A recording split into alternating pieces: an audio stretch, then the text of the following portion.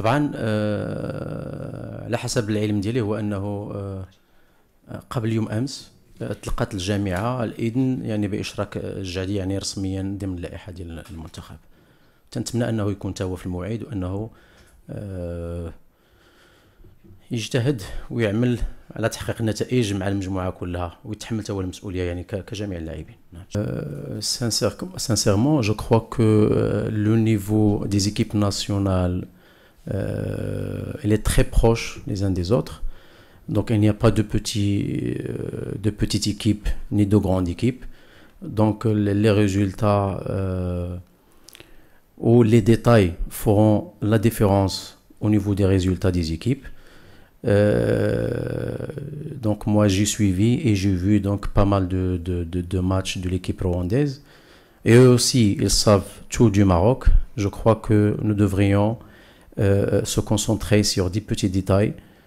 Je sais pertinemment que nous aurons un adversaire très coriace au niveau surtout physique, au niveau de l'engagement devant, au niveau du jeu direct. Et puis l'équipe rwandaise possède quelques éléments, de très bons éléments. Ça va être difficile pour nous de gagner le match, comme tous les matchs que nous allons disputer au cours de cette compétition. C'est vrai que l'ossature de notre équipe est constituée de joueurs issus des 4 clubs là qui jouent l'Afrique et qui sont toujours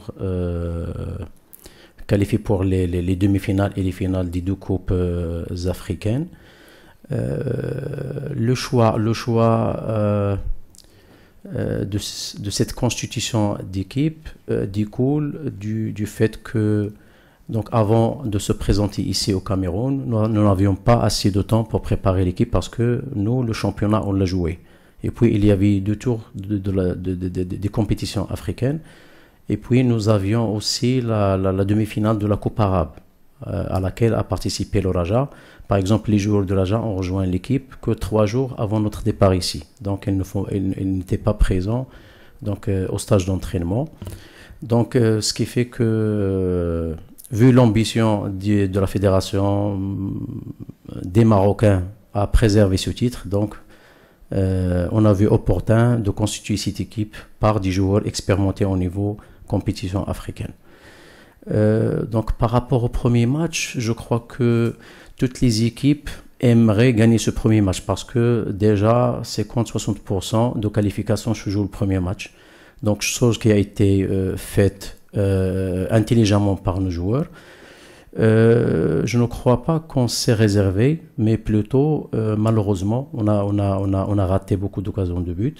Donc on devrait tuer et casser le match dès la première mi-temps. Malheureusement donc on a souffert, mais finalement le plus important pour nous dans notre contre le Togo, c'était de gagner ces 3 matchs et de sortir donc sans blessure, surtout un minimum de cartons. Donc pour pouvoir un petit peu intelligemment aussi disputer le deuxième match. طبعا انا تكلمت في المقابله الاولى وانه انا كنت صراحه كنت راضي على الاداء الجماعي ديال الفريق. مع الاسف انه تسجيل الاهداف تيجي اكثر ثقه وتيجي بواحد شويه ديال الاستخراع. ما خصناش اللاعبين ديالنا نديروا عليهم واحد الضغط اللي هو اكثر من اللازم، لانه ما كاينش شي لاعب في العالم تيبغي يضيع. بالعكس ما كاينش اللي كره كل مباراه يسجل 3-4 ديال الاهداف. اللي هو بالنسبه لي انا مهم هو انهم اشتغلوا جماعيا يعني في الهجوم، وانا راضي على الاداء ديال الكل. غير باش نرجع في واحد النقطه يمكن اللي ما تكلمتش والاخوان اللي تيبغوها على اللي طرحت لي على الكعبي انا عندي فيه واحد الثقه كبيره. الكعبي واحد الانسان اللي كيشتغل باستمرار، عنده ثقه كبيره في المجموعه اللي معاه، ثقه كبيره في الاطر التقنيه، ثقه كبيره في نفسه. غادي يعطي واحد الاضافه كبيره. حنا عندنا ثقه كبيره فيه لانه غيعطي واحد الاضافه، وتنتمنى على انه يوصل للمرمى بسرعه، وحتى لما وصلهاش في المباراه الجايه حنا عندنا ثقه على في اي لحظه ممكن انه يخلص الفرقه ديالته ويسجل. النقطه الثانيه، السؤال الثاني، ممكن تكون تغييرات على حسب يعني الفريق الخصم. حنايا شفنا يوم امس وعرضنا واحد الشريط وغنشوفوه اليوم عاوتاني قبل الحصه ديال التدريب ديال الفريق الخصم. الفريق الخصم تيلعب واحد القوه بدنيه كبيره، عنده حتى ديك الاظهره، الاظهره جيده، عندهم المهاجم واللي كيلعب ورا المهاجم لاعبين اللي مميزين وسراع، وبالتالي ممكن يكون واحد التغيير طفيف ديال اللاعب او جوج اللاعب من ناحيه يعني الهجوميه.